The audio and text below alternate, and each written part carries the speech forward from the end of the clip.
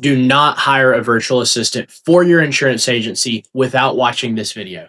My name's Tyler. I have helped hundreds of insurance agencies around the US to hire virtual assistants with my company, Agency Aid. And in this video, I'm going to outline a lot of misconceptions that I pretty commonly see inside agencies. So, the first of which you really need to understand a lot of times the issue is not the virtual assistant. So, a lot of people hire VAs and expect them to be some unicorn that just magically fixes processes, kind of like dumping diesel onto a fire. They expect it to just come in and fix whatever issues that you're having in the agency. And I hate to be the bearer of bad news. That's just not how it works. Really, a lot of times the issue that we see is the processes inside of an agency. There are basically no processes or poor processes on the back end that leads to issues and the chaos that you're having now. And by adding a virtual assistant, you're not going to fix that. You really need to add the time to fix your SOPs before you can bring anybody in, be it a producer, a CSR, or a virtual assistant. And so kind of what I'm going to outline are some of the pieces that I see. So, step one is the processes are the problem. And so, what is that going to look like? So, when hiring a virtual assistant, these processes you need to have in place before you bring them in are tasks and a schedule. So, this is going to be the tasks that the virtual assistant is working on and a schedule that they're following throughout the day, an hourly schedule, basically. Now, I'm a little bit overkill on some of these things. You don't have to go as in depth as I do. I have a true hourly, step by step. This is what I want you working on. But you can replace that with an order of operations. So, for example, as soon as you clock in, I want you working on new quotes. Then I want you working on customer service tasks. Then I want you working on renewals. And then I want you working on anything else, social media, whatever it may be. And so, by having either a task list or an order of operations, you're saving yourself from getting bombarded by, hey, boss, what do you want me working on? On this task list, ideally, you'd have some SOPs on here's the standard operating procedure for how we want quotes done. And so I have another video that explains all of this pretty well in depth, but it can be here's our agency matrix. If you have a homeowner's request, here's the carriers you go to, here's our agency minimums, etc. I would recommend setting those things up. And then the last piece that you need immediately before you bring on a VA is some type of instructions for them. Here's how you get support from us. If you have a question, here's who you go to. And it may be somebody in your office. Maybe you need to get these questions not going to you, but you need to have these three pieces in place before you bring on a virtual assistant.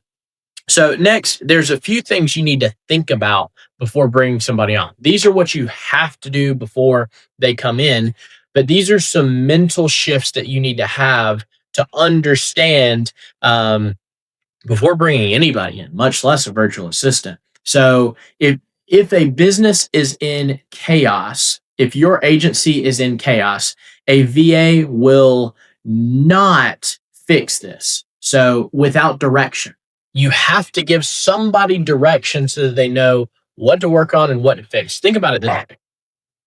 You're a business owner. 90% of businesses fail. This virtual assistant is not an entrepreneur. They did not have the guts to go out and start a business. That doesn't make them any less of a person or any less of an operator.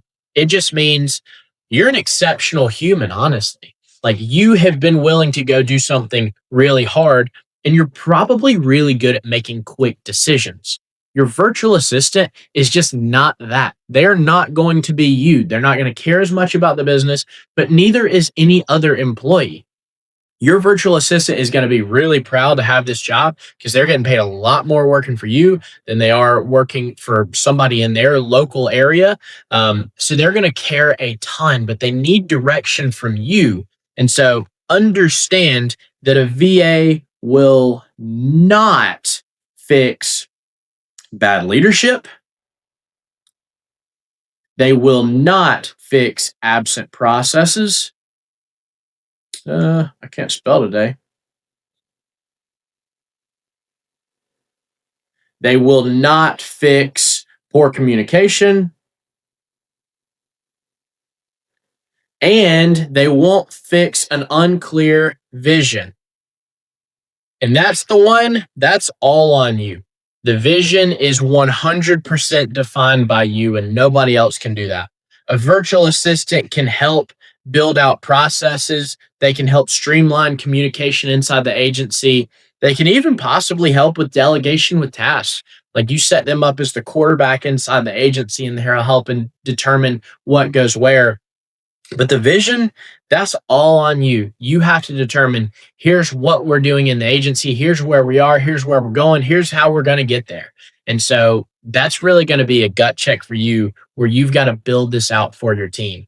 And so one of the pieces that I talk about a lot with agencies is that price is not your biggest metric. So let's say you can hire a $4 per hour person out of India. Obviously, that's a pretty low rate. If you get somebody for $4 an hour, you're saving a lot of money because let's say you're in most states and you're paying CSRs $20 an hour. That's a $16 arbitrage. So you can get 5 of these people for one local CSR. CSR. But the problem is that $20 you spent in India may not equal the $20 you spent locally. Those $20 are not equal because those Indian people are going to take, and again, you may find a terrific virtual assistant out of India, Pakistan, Philippines, wherever.